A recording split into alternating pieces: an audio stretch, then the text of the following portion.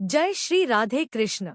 आप सभी का स्वागत है आपके अपने भक्ति परिवार में, जहां मिलती है आपको हर दिन धर्म, भक्ति और आध्यात्म की पवित्र कथाएं। आज हम लेकर आए हैं फाल्गुन मास की पावन और पुण्यदायक कथा, जिसे सुनने मात्र से जीवन में सुख, शांति और भगवान की कृपा प्राप्त होती है। तो वीडियो को अंत तक जरूर देखें। और चलिए शुरू करते हैं फाल्गुन मास की दिव्य कथा। नमस्कार भक्तों, फाल्गुन मास हिंदू पंचांग का अंतिम और अत्यंत पुण्यदायक महीना। यह महीना प्रेम, भक्ति, रंग और उत्साह का प्रतीक है। इसी मास में भक्तों पर भगवान की विशेष कृपा बरसती है। शास्त्रों में कहा गया है कि फाल्गुन मास में किए गए स्नान, दान, जप और पूजा का फल कई गुना बढ़ जाता है। फाल्गुन मास की पवित्र कथा। प्राचीन समय की बात है। एक नगर में एक निर्धन लेकिन अत्यंत श्रद्धालु ब्राह्मण रहता था। वह प्रतिदिन भगवान श्री कृष्ण का स्मरण करता और उनकी भक्ति में लीन रहता था। फाल्गुन मास आरंभ हुआ। ब्राह्मण ने निश्चय किया कि वह पूरे महीने प्रातःकाल नदी में स्नान करेगा और भगवान की पूजा करेगा।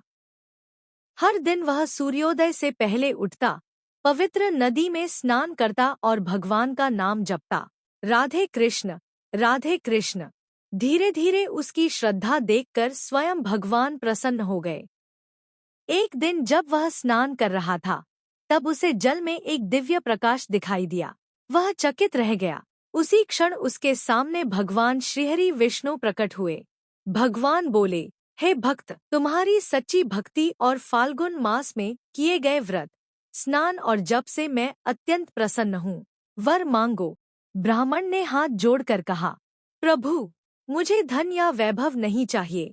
बस मेरी भक्ति अटल रहे और मेरा जीवन आपके चरणों में बीते। भगवान मुस्कुराए और बोले, तुम्हें इस लोक में सुख और अंत में मोक्ष की प्राप्ति होगी। इतना कहकर भगवान अंतर्धान हो गए। फाल्गुन मास का महत्व। भक्तों, फाल्गुन मास में विशेष रूप से अमल की एकादशी, विजया एकादशी और होली जैसे पावन पर्व आते हैं। इसी मास में भक्त भगवान राधा रानी और श्री कृष्ण की विशेष पूजा करते हैं। माना जाता है कि इस महीने में किया गया दान, व्रत और भक्ति कई जन्मों के पापों को नष्ट कर देता है। होलिका दहन का फाल्गुन पूर्णिमा को होलिका दहन होता है। यह हमें सिखाता है कि सत्य और भक्ति की हमेशा विजय होती है। जैसे भक्त प्रहलाद की रक्षा भगवान ने की, वैसे ही सच्चे भक्त की रक्षा स्वयं ईश्वर करते हैं।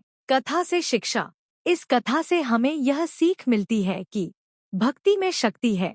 सच्चे मन से किया गया छोटा सा जप भी भगवान को प्रिय है।